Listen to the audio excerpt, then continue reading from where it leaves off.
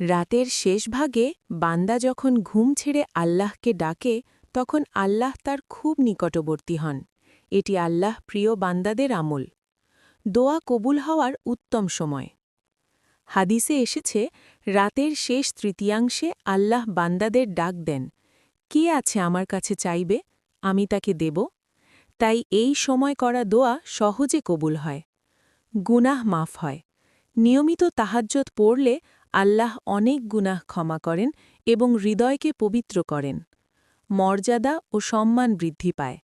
যারা তাহাজ্জুদ পড়ে আল্লাহ তাদের মর্যাদা বাড়িয়ে দেন এবং তাদের জীবন বরকতময় করেন। জান্নাত লাভের একটি বড় আমল। তাহাজ্জুদ নামাজ জান্নাত লাভের অন্যতম পথ হিসেবে বর্ণনা করা হয়েছে। মন শান্ত হয়। রাতের নীরবতায় আল্লাহর সাথে কথা বললে মনে প্রশান্তি আসে এবং ঈমান শক্ত হয়। কত রাকাত পড়বেন? সাধারণত 2 রাকাত থেকে 8 বা 12 রাকাত পর্যন্ত পড়া যায়। শেষে বিতর নামাজ পড়া উত্তম। এশার নামাজের পর থেকে ফজরের আগে পর্যন্ত। সবচেয়ে উত্তম সময় রাতের শেষ তৃতীয়াংশ।